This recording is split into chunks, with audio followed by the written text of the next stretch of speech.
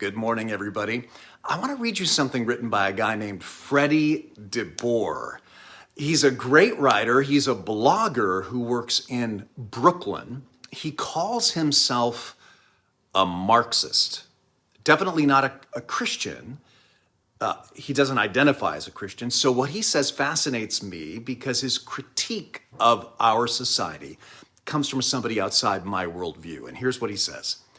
I've been increasingly preoccupied by a basic question. Why is everybody such a wreck? Why do people who have every reason to feel emotionally and socially secure still feel so deeply insecure? We have this endless progression of positivity mongering Instagram memes expressed in a kind of lunatic self-worship. We have this vast intellectual architecture telling us that physical attractiveness hierarchies are cruel and gendered and unfair, and that cultural perceptions of what is attractive only reflect traditional bigotries. But we still really care about being hot. A gym I passed by had a sign that said, "Join the body acceptance movement," neglecting the fact that if we all accepted our bodies, there would be no such thing as a gym.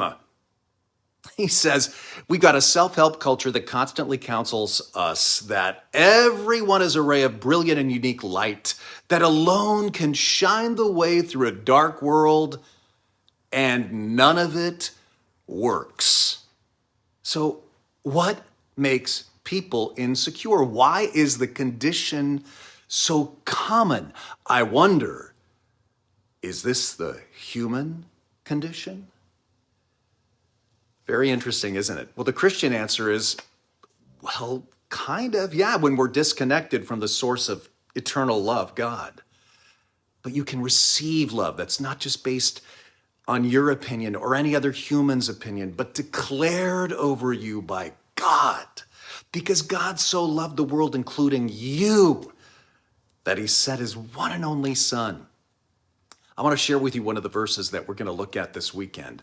See what great love the Father has lavished on us, that we should be called children of God, and that is what we are. Are you living in the reality of being a beloved child of God?